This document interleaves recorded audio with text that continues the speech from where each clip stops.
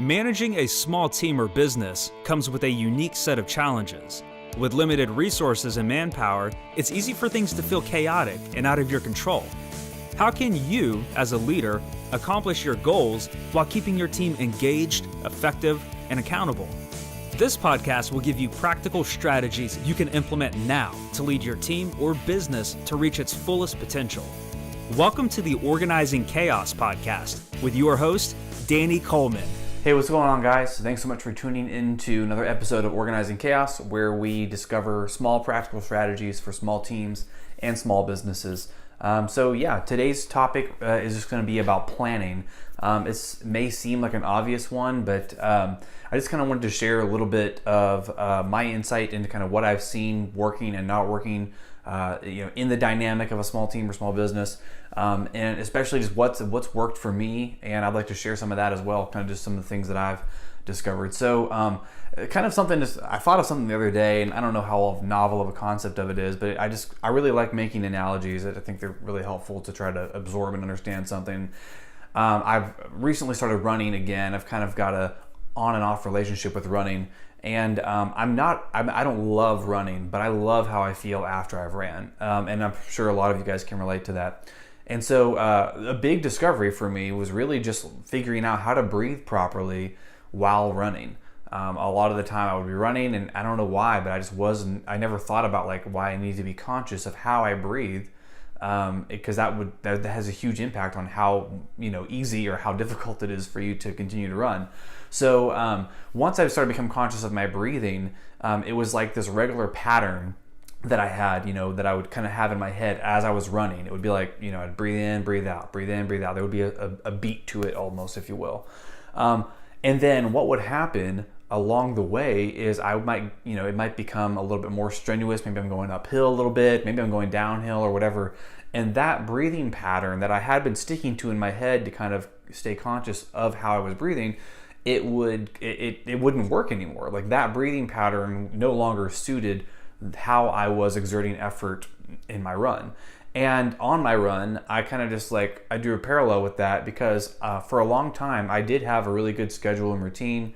And then over a period of time, eventually that routine just kind of seemed more of a nuisance, or I was never doing it consistently. I wasn't getting all of it done, or I wasn't doing it as well as I did when I started. And I would kind of beat myself up, you got to get back to your routine, you got to get back to your schedule. And then once I realized that if I was feeling that way, if my schedule was no longer helping me to become productive and effective, then I needed to change it.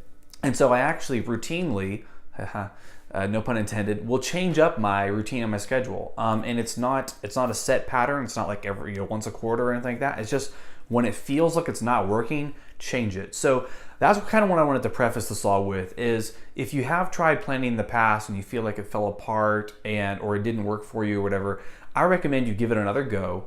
And then just once you kind of start to hit that point where the routine or the schedule really isn't working for you, stop, take some time, reassess, and work out a new plan or schedule that you can get excited about. Because I don't know about you, but nothing really, I really enjoy getting to sit down and kind of get an idea of what my week's going to look like. I'm not planning out every single hour and every single minute or anything like that, but it gives me a good idea of what all I need to accomplish this week in order to have moved the rocks that I want to move. So I want to talk just a little bit, just quick points about how to go about planning if you're struggling or have struggled in the past with kind of getting something together that works for you. So first and foremost, make the time to sit down and plan. So sit down and plan, make sure that you've blocked off some time where you're not going to be bothered. If you're at your shop or your office or something like that, you may want to make sure that you got your door closed, or you may want to go off site so that employees or direct reports aren't bothering you while you're doing this.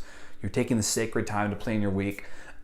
So start out with planning time. Also make sure that when you're scheduling your day that you don't actually overload yourself. It's what we all tend to do. If we don't feel like there's enough things on the list, then somehow we feel guilty or that we're not doing enough. And because there's always work to be done, we know that. But just because there's always work to be done doesn't mean you try to shove it all onto your plate all at one time. Because one, you're not going to get it all done, and two, you're just going to feel defeated at the end of your day when you look at your list and it's only halfway done. And so that's why it's really important to kind of just pick what I call 3 big rocks. So those are like the 3 big things that you need to accomplish that day. Like if you accomplish 0 other things and you just did those 3 things, it would be a successful day. Because the reality is that just those 3 things, if that's not all that's going to happen to you that day. You're going to have other little things that come in, emails come in, people open your door, ask you questions or whatever, and just new stuff happens. So only pick 3 things. And I know that sounds like, that sounds like nothing, but it's like, no, do it. Just try it out. I promise you, pick 3 things. And when you start successfully completing those 3 things consistently, it's a whole lot better than having been inconsistent, you know what I mean? To end your day and not have things done, or to move through your week and still find that there's all this stuff that you haven't completed yet. Just plan for what you know or you feel confident that you can actually accomplish. There's no shame in that. That's actually just being smart in your planning rather than trying to set some kind of ambitious to-do list that you're never going to actually complete. So that's number 2. Number 3 is just create a stop doing list. So as you're doing your schedule, you're going to find that there's other things you need to make sure that need to happen. They aren't really big things. Maybe they're easy. Maybe it's send an email or print out this report or something like that. Something that's kind of a quick task that you can pretty much do in a handful of minutes. Take you less than an hour. Keep note of what keeps showing up on that list, and then start creating a stop doing list. So you as a manager or as a leader, I've talked about this in previous episodes, but you have a unique set of abilities, a unique set of skills, if you will, that you need to be applying to grow your business or to lead your team, rather than doing the things that keep your business running day to day. You need to try to removing yourself as much as you can from the day to day. It's not going to happen all at once, but you need to be working towards that goal. So as you're doing your planning and you're putting on other than the 3 rocks, right? The 3 big rocks are things that you should be uniquely qualified to do or to lead. The other things that are going to show up on your list, start putting like an asterisk or something beside that, or keep a list, make it like a list on your phone or something like that, where it's like, I want to stop doing these things. And remember, refer to the last episode where I talk about the guilt of delegation. Remember that when you're delegating these things, or you're making this stop doing list to give to somebody else, you're creating a job for someone else. You're giving somebody else an opportunity to make money and to have some focus in their life.